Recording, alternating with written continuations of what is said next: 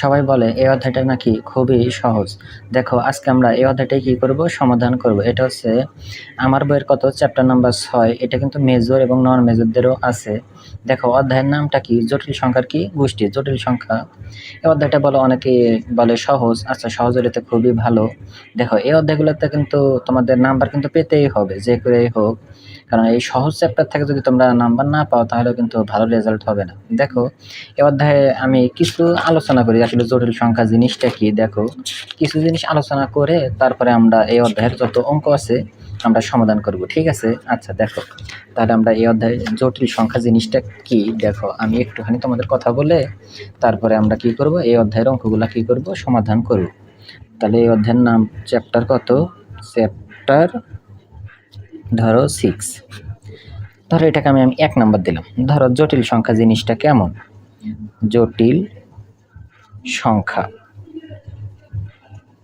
তোমাদের বইয়ে যে ধরনের মানে যে সংখ্যাটা লেখা আছে এইভাবে লেখা আছে, ধরো a প্লাস আই বি, এই আকারের সংখ্যাকে কি বলা হয়, জটিল সংখ্যা বলা হয়। যেখানে যেখানে ধরো এই যে a এবং bটা আসবে হলো, a এবং bটা আসবে হলো তোমার কোথা থেকে, ধরো আমি এইভাবে দিই, ধরো বাস্তব সংখ্যা থেকে, বাস্তব সংখ্যা। আচ্ছা, বাস্তব সংখ্যার একটা ইংরেজি শব্দ আছে, এটা কি, এটা কিন্তু তোমরা সবাই জানো, এটাকে বলা হয় রিয়েল নাম্বার। রিয়েল নাম্বার, আর রিয়েল নাম্বার মানে কি, বাস্তব সংখ্যা, BER, রিয়েল নাম্বার। আচ্ছা, এটা একটা চিহ্নের মাধ্যমে প্রকাশ করে। কিভাবে প্রকাশ করে, এই যে এইভাবে কিন্তু চিহ্নের মাধ্যমে কি করা হয়, প্রকাশ করা হয়। আচ্ছা, আর এই বাস্তব সংখ্যাটা কি বলতো, আমাদের এই পৃথিবীতে যত মান আছে, যেমন ধরো তোমার মাইনাস থেকে শুরু করে আমাদের এই পৃথিবীতে যত মান আছে, প্লাস মান যাই বলো, যত মান আছে সব মানই কি আমাদের বলো বাস্তব সংখ্যা। তাহলে আমাদের জটিল সংখ্যার সংজ্ঞাটা বলতেছে a প্লাস আই বি আকারের সংখ্যাকে কি বলা হয়, জটিল সংখ্যা বলা হয়। যেখানে a এবং bটা হলো কি সংখ্যা, বাস্তব সংখ্যা। আর বাস্তব সংখ্যা তো তাহলে তোমরা বুঝতেই চাও যে এই পৃথিবীর সব মানই আমাদের কি সংখ্যা, বাস্তব সংখ্যা। আচ্ছা, তারপরে কি বলতেছে, এই যে এখানে একটা অংশ আছে আই কে বাংলায় বলা হয় কাল্পনিক অংশ, কাল্পনিক অংশ। এই কাল্পনিক অংশের ইংরেজি একটা শব্দ আছে ইমাজিনারি নাম্বার,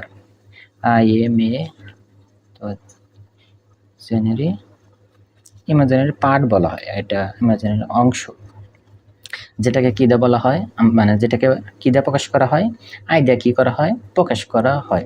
তোমাদের এই যে ধরো এটা যদি আমি আবার লিখি, ধরো a প্লাস কত আই বি, তাহলে তোমার এখানে তোমার দুইটা অংশ থাকে। কেমন দুইটা অংশ থাকে, এই যে এখানে এই অংশকে বলা হয় বাস্তব সংখ্যা, বাস্তব সংখ্যা, এবং ধরো এই যে আই বি, শুধু বিটাই হবে, আই বি অংশকে বলা হয় কাল্পনিক অংশ, কাল্পনিক ধরো অংশ।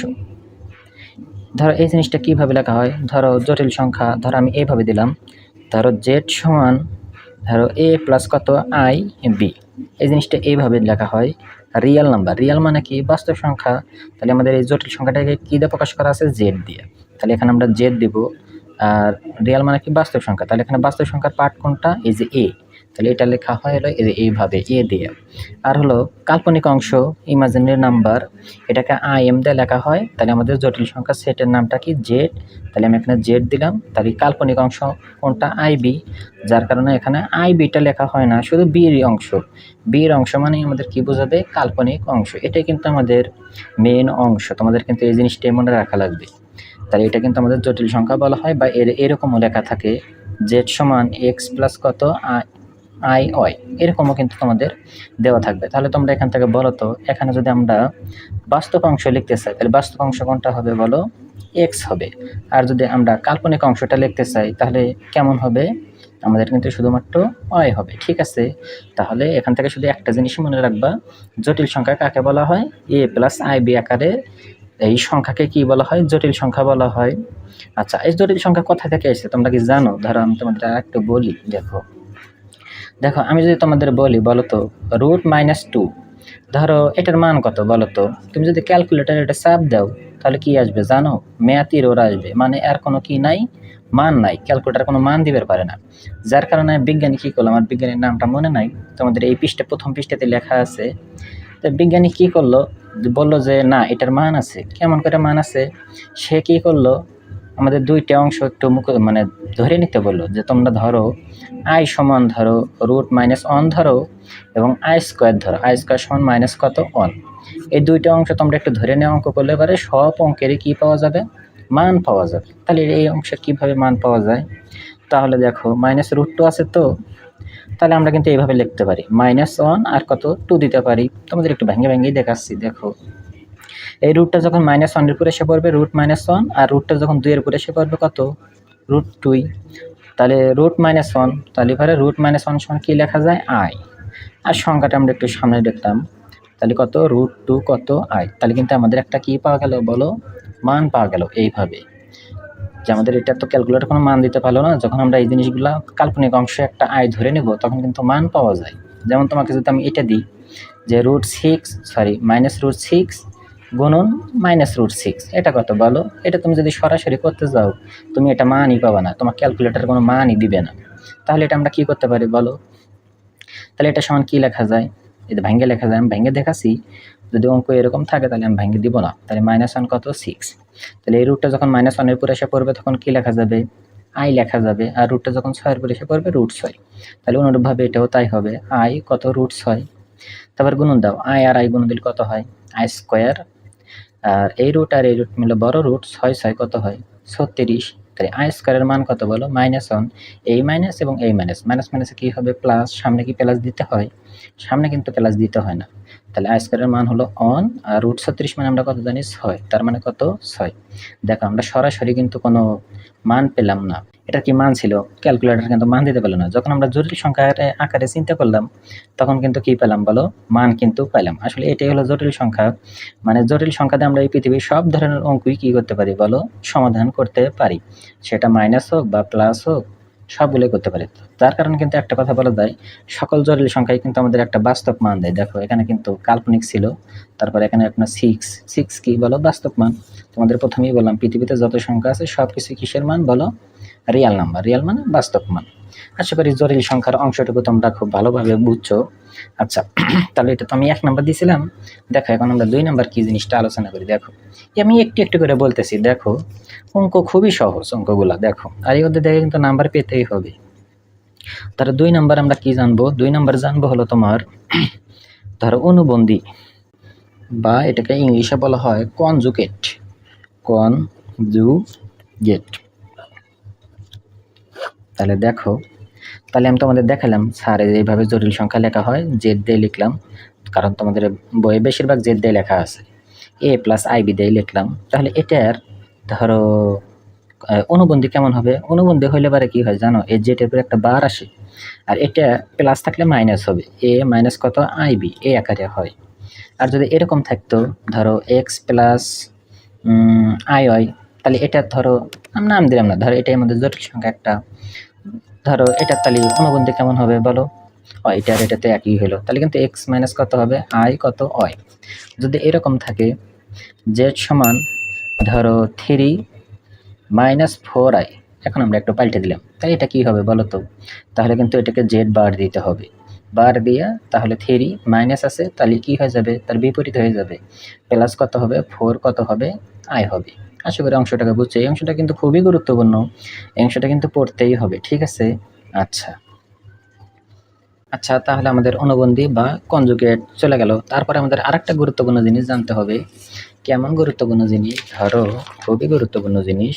আচ্ছা দেখো অনেকে বলে এই অধ্যায়টা সহজ, আসলেই সহজ। দেখো এগুলো কিন্তু তোমরা জানো, তারপরে আমি একটু অঙ্ক করার আগে একটু বলে দিতেছি। ধরো এটাকে বলা হয়, বাংলায় বলা হয় পরম মান, পরম মান। আর ইংরেজি যদি বলো তাহলে বলা হয় মডুলাস। তোমরা কিন্তু সবাই চেনো পরম মান বা মডুলাস, এরকম দুইটা টান দেয় শুধু মানে ব্যবহার করা হয়। এটাকে আমরা কেন ব্যবহার করি, যেন কোনো অঙ্কে মাইনাস মান না আসে, এটা দিয়ে বোঝায় যেন সব মান কি হয় প্লাস হয়, এটা কিন্তু আমরা জানি। ধর আমি একটা জটিল সংখ্যা দিলাম, কেমন দিই, ধরো a+ib, এটা দিলাম। তাহলে এটাকে যদি আমরা মডুলাস দিই তখন কি হবে জানো, মডুলাস দিলে পরে এই যে a স্কোয়ার প্লাস এই যে আয় সাথে কত আছে b, তার উপর কত হয় স্কোয়ার হয়, এ স্কোয়ার প্লাস কত বি স্কোয়ার, মূলত আই স্কোয়ারের উপরও হয়। আই স্কোয়ার সমান আবার 1, আর 1 তুমি এই পৃথিবীতে যাই গুণন দাও ওইটা ওই সংখ্যায় হয়, যার কারণে আমরা আইটা নিই না, শুধুমাত্র কি নিই, বি নিই। যদি এরকম হয় ধরো জেড সমান ধরো আচ্ছা এ প্লাস আই বি, তাহলে এর আমরা মডুলাস কীভাবে পাবো? তাহলে মডুলাস চিহ্ন এই যে জেড দিতে হবে, জেড, আর এটা সমান আমরা কি জানি বলো, এই যে এ স্কোয়ার প্লাস কত, বি স্কোয়ার, এরকম একদম কিন্তু সহজ। ধরো জেড সমান দিলাম এক্স প্লাস কত আই ওয়াই, তাহলে আর পরম মান বা মডুলাস যেটা বলো, তাহলে এটা কেমন হবে, এক্স স্কোয়ার প্লাস কত ওয়াই স্কোয়ার। এই মডুলাস দিয়ে তোমাদের বেশ কিছু ধর্ম আছে, এই ধর্মগুলো তোমাদের পড়া লাগবে। কেমন? যেমন ধরো এই যে এরকম, ধরো জেড, ধরো আমি আরো অঙ্কের মধ্যে আরো দেখাবো নি সুন্দর করে, স্কোয়ার সমান কি লেখা যায়, ধরো জেড ইন্টু কত, জেড কত লেখা যায়, বার লেখা যায়। এগুলো কিন্তু তোমাদের একটু কষ্ট করে মুখস্থ করা লাগবে। তোমার দেখে মনে হতে পারে খুব কঠিন, আসলে খুব সহজ এগুলা। দেখো বেশ কয়েকটা আছে, যেমন ধরো জেড অন কেমন দিই, ধরো জেড টু, তারপরে একটা সম্পূর্ণ বার দিলাম, এটা থাকলে কেমন হবে জানো, ভেঙে যাবে এক। ধরো এই যে এরকম জেড অন যোগ কত হবে, জেড টু হবে, আর এই বড় বারের কারণে এই যে এরকম কি যায়, আমাদের ভেঙে যায়, ঠিক আছে। আচ্ছা তারপরে ধরো 3 নাম্বার কেমন দিই, ধরো জেড অন গুণন কত, জেড টু। যদি এরকম থাকে তখন কিন্তু আমরা আলাদা আলাদা লিখতে পারি, জেড অন ধরো ইন্টু কত, জেড টু, এভাবে। আবার ধরো তোমার পরম মান জেড অন ধরো জেড টু, এরপর বার ছিল, ধরো এরপর আবার সম্পূর্ণ বার ছিল, তাহলে এটা কিভাবে লেখা যায়?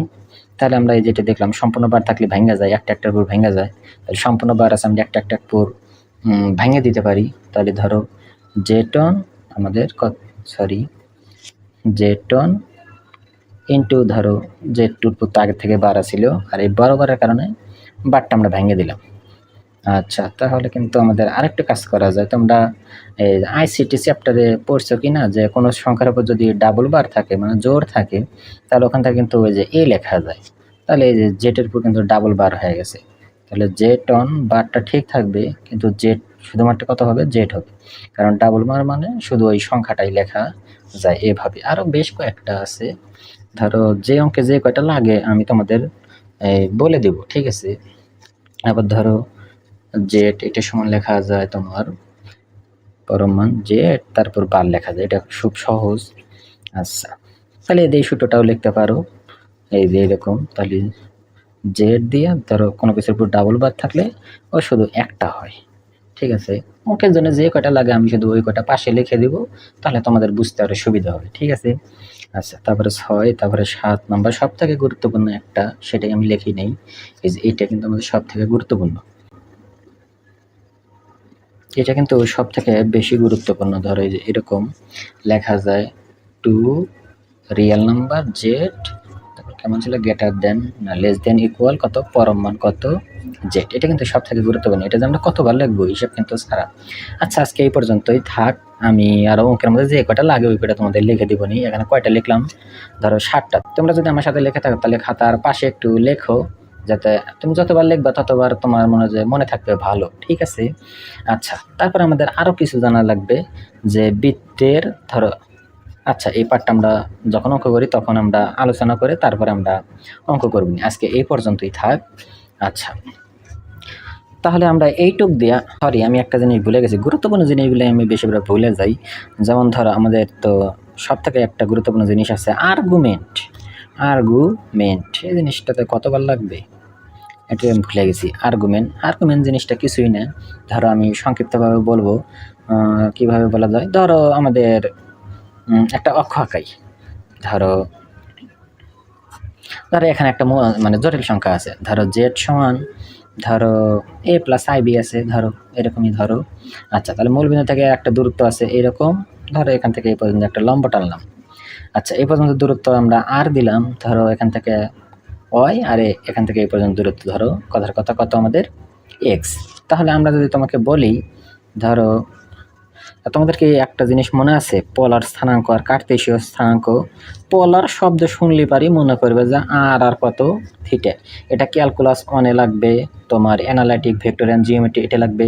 তোমরা যখন সেকেন্ড ইয়ারে উঠবা ক্যালকুলাস 2 সেখানেও লাগবে। মনে রাখবা পোলার স্থানাঙ্ক মানে আর কত থিটা। এই আর সমান কিন্তু এইভাবে কিন্তু লেখা গেছে, আর সমান কত √x² প্লাস কত y²। এখানে এই জিনিসটা লাগবে, জটিল সংখ্যার ক্ষেত্রেও লাগবে। আর সমান x² প্লাস কত y² এই জিনিসটা কিন্তু লাগবে। এবং x সমান লেখা যায় আর cos কত থিটা, এবং y সমান কত আর কত আমাদের সাইন কত থিটা, এভাবে কিন্তু লেখা যায়। তাহলে পোলার শব্দ শুনলে পারি মনে করবা আর এবং কত থিটা। এবং যদি আরেকটা শব্দ শোনো কার্তেশীয়, এই কার্তেশীয় মানে কত জানো? কার্তেশীয় মানে হলো এক্স আর কত আমাদের ওয়াই। আমি এই পোলার এবং কার্তেশীয় সম্পর্কে একটা খুবই ভালো একটা লেকচার দিয়েছিলাম, অ্যানালাইটিক ভেক্টর অ্যান্ড জিওমেট্রি। এই বইয়ের চ্যাপ্টার 1-এর 1 নম্বর লেকচারটা খুবই ভালোভাবে পোলার এবং কার্তেশীয় স্থানাঙ্ক জিনিসটা কি বা কীভাবে হয় ওখান থেকে তুমি দেখতে পারো। আর এই অধ্যায়ের ক্ষেত্রে শুধু তুমি মনে রাখো যে আর সমান লেখা যায় √x² প্লাস y², x সমান আর cos থিটা, y সমান কী লেখা যায় আর কত লেখা যায় সাইন থিটা। এবং আমি তোমাকে যদি বলি যে ট্যান থিটা সমান আমরা সবাই কিন্তু জানি যে লম্ব বাই কী লেখা যায় বলো? ভূমি লেখা যায়। সাইন থিটা সমান যেমন লেখা যায় ধরো লম্ব বাই অতিভুজ, তেমনি ট্যান থিটা সমান লেখা যায় লম্ব বাই ভূমি। তাহলে এটা আমার লম্ব কত y আর ভূমি কত আমাদের x, এরকম কিন্তু। আর আমরা যদি ধরো থিটার মানটা রাখি তাহলে ট্যান ওই পাশে গেলে কি হবে? ট্যান ইনভার্স হয়, আর y বাই কত আমাদের x। তাহলে থিটা সমান ট্যান ইনভার্স কত y বাই x। এই আর্গুমেন্ট জিনিসটা মূলত এই থিটার মানই বোঝায়। থিটার মানই মূলত কি আমাদের আর্গুমেন্ট, মনে রাখবা আর্গুমেন্ট। যেমন আমরা ধরো কার্তেশীয় স্থানাঙ্ক থেকে যখন পোলার স্থানাঙ্কে রূপান্তর করেছি তখন কিন্তু আমাদের কোঅর্ডিনেট আমাদের একটু চেঞ্জ করা লাগতো, তেমনি এখানেও আমাদের আর্গুমেন্ট বের করতে আমাদের কোঅর্ডিনেট চেঞ্জ পরিবর্তন হয়ে যাবে। আমি আরও অঙ্কের মধ্যে আরও ভালোভাবে দেখাবো নি, শুধুমাত্র এখানে মনে রাখো যে আর্গুমেন্ট জিনিসটা হচ্ছে থিটার মান। আর থিটার মান কীভাবে পাওয়া যাবে? ট্যান ইনভার্স আমাদের যে জটিল সংখ্যা থাকবে, আমি y বাই x লিখছি তো, তাহলে এখানে এটা এরকম হবে, z সমান কেমন হবে x প্লাস কত i কত হবে y। তাহলে y কাল্পনিক অংশের সহ আর আমাদের বাস্তব অংশের কত হবে? বাস্তব অংশটা হবে। তারপরে এটা আমরা ভাগ করে আমরা যে থিটার মানটা পাবো ওটাই হবে কি আর্গুমেন্ট। কিন্তু আর্গুমেন্ট বের করা একটু মূলত কঠিনই বলা যেতে পারে, কারণ আমাদের চতুর্ভাগ চেঞ্জ হয়ে যাবে। আমি কি দেখাবো চতুর্ভাগ কিভাবে চেঞ্জ হয়? শুধু এখানে দেখো তো, তোমরা যদি মুখস্থ করতে পারো তাহলে সব থেকে ভালো। যদি ধরো জটিল সংখ্যাটা প্রথম কোঅর্ডিনেটে পড়ছে তাহলে ট্যান ইনভার্স ধরো y বাই x, এটাই সূত্র হবে। যখন দেখবে দ্বিতীয় কোঅর্ডিনেটে পড়ছে তাহলে দ্বিতীয় কোঅর্ডিনেটে যখন আমরা এই মানটা বের করতে যাব তখন কি করতে হবে? তখন পায়ের থেকে বাদ দিতে হবে।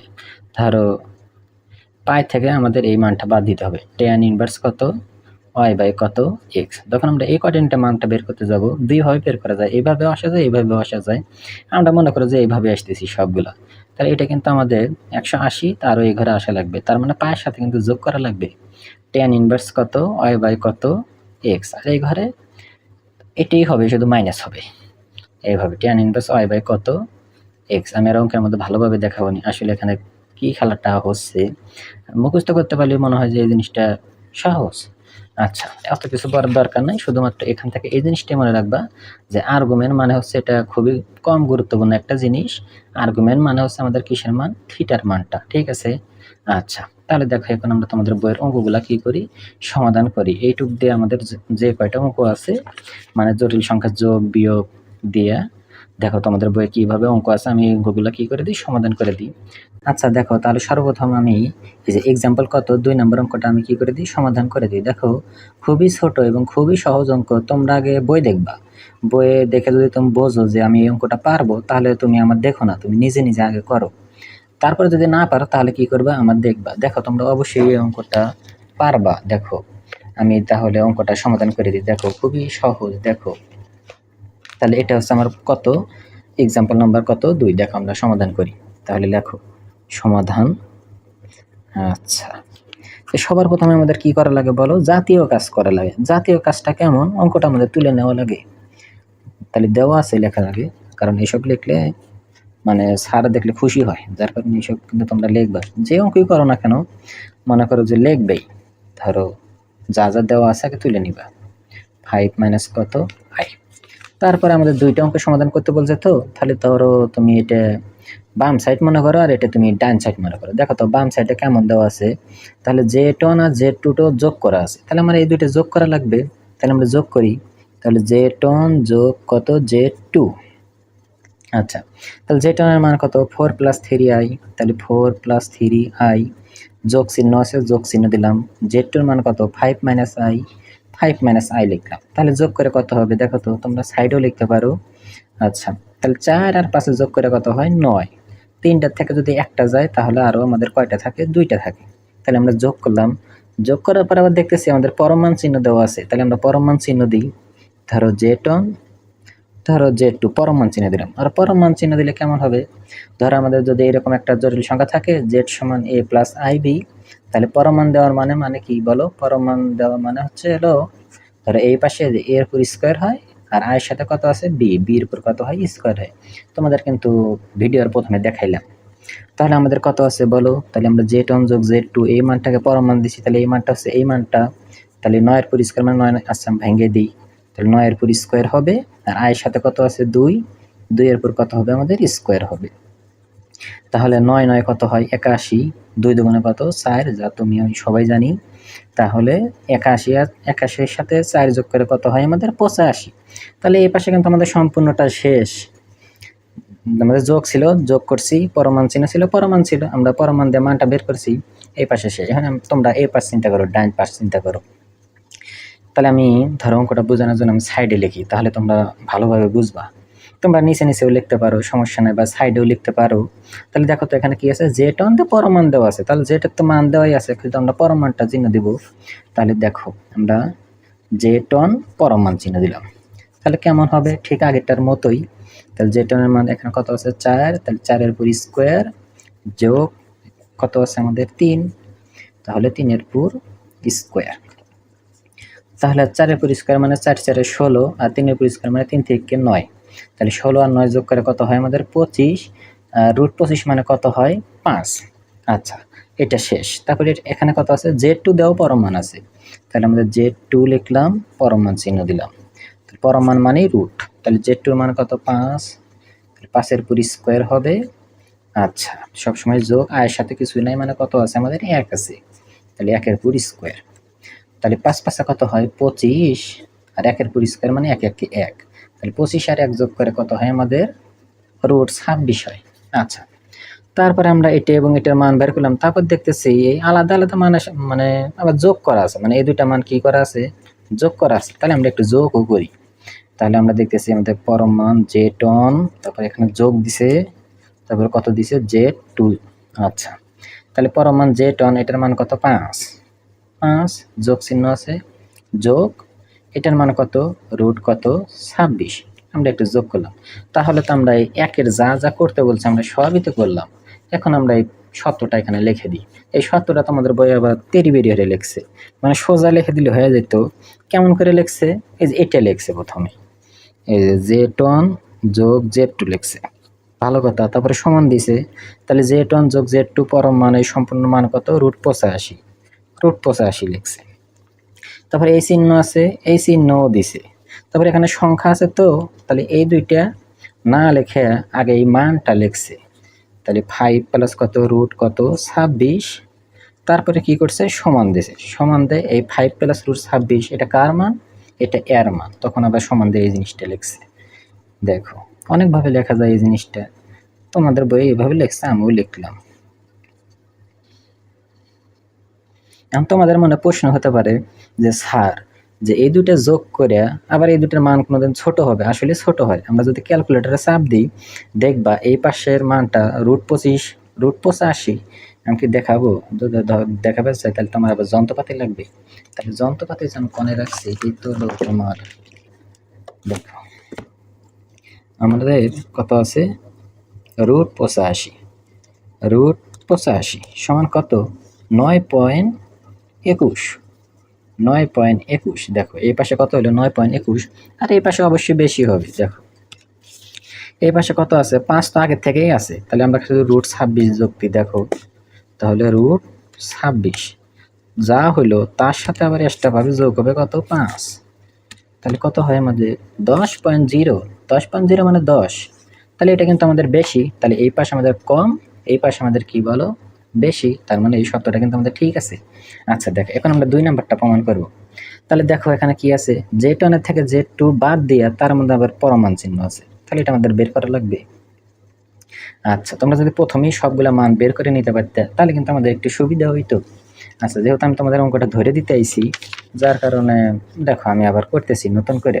তাহলে লেখো Z1 বিয়োগ Z2, তাহলে আবার কি দিব না, Z1 বিয়োগ কত Z2 সমান, তাহলে Z1 এর মান কত 4 প্লাস 3i, 4 প্লাস কত 3i, তারপরে বিয়োগ আছে তো তাহলে বিয়োগ দিলাম।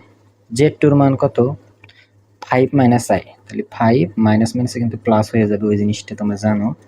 তাহলে বাদ দাও, তাহলে মাইনাস 1, তিনটার একটা কত 4টা কত আমাদের i হয়। তারপরে এই মানটা কি করা আছে, পরমান চিহ্ন দেওয়া আছে, তাহলে পরমান চিহ্ন দাও।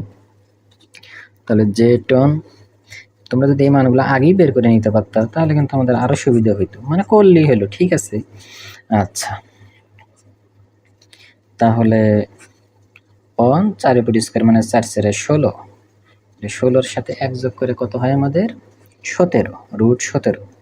তারপরে কি করা আছে দেখো, Z1 পরম মান বিয়োগ Z2 পরম মান, তাহলে Z1 পরম মানের মান আমাদের আগেই বের করা আছে, Z2 পরম মানের মানও আমাদের আগেই বের করা আছে, শুধু আমরা আগের বেলা মানে প্রথমের প্রমাণটা করতে শুধু যোগ করেছিলাম, এখন দ্বিতীয় প্রমাণটা করতে আমরা কি করব বিয়োগ করব।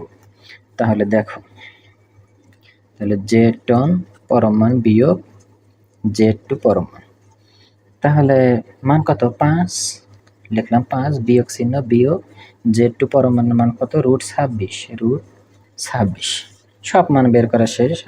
এখন তাহলে এখন লেখার পরে দেখো এই পাশে কত ছিল পরম মান Z1 বিয়োগ Z2, তাহলে এটা লেখো পরম মান Z1 বিয়োগ Z2 সমান মানটা দেখো, মানটা কত √17, 17 চিহ্ন দিলাম। তারপরে এখানে প্রমাণে কি আছে গ্রেটার দেন আছে, আমরাও গ্রেটার দেন দিলাম, যেহেতু এটা মান তাহলে এই মানটা আমরা কত পেয়েছিলাম, এই মানটা পেয়েছিলাম হলো আমরা এই জিনিসটা মানে এটা, তাহলে এটা এখানে লিখতে হবে 5 মাইনাস কত √26 সমান এই মানটা কোথা থেকে পেয়েছিলাম এখান থেকে, তাহলে Z1 বিয়োগ কত Z2, এটাই আমাদের কি বলো অ্যান্সার। একদম কিন্তু সহজ, এইসব ইজি পিজি অঙ্ক কিন্তু তোমাদের পারা লাগবে। আর তোমরা ম্যাথ ডিপার্টমেন্টে পড়ে যদি এইসব ইজি পিজি অঙ্ক না পারো তাহলে কিন্তু অঙ্কই শরম পাবো। আচ্ছা ঠিক আছে, আমরা পার্ট 2-এ দেখো তো আমরা কোন অঙ্কগুলো সমাধান করা যায় দেখো। তাহলে এটা তো আমি এখন পার্ট 1-এ সমাধান করলাম, তাহলে পার্ট 2-এ আমরা এই অঙ্কগুলো সমাধান করে দেবো। কি বলছে, নিম্ন জটিল সংখ্যাগুলোর মডুলাস এবং কি বের করো আর্গুমেন্ট বের করো। তাহলে মডুলাস বের করা তো সহজ, এই অঙ্কেও কিন্তু আমাদের মডুলাস ছিল, এটাই তো মডুলাস বা পরমান চিহ্ন একই। আর আর্গুমেন্ট জিনিসটা আমি তো দেখাইলাম, তারপরে অঙ্ক করতে আমি আবার একটু দেখাবো নি। আচ্ছা ঠিক আছে, সবাই ভালো থাকবে।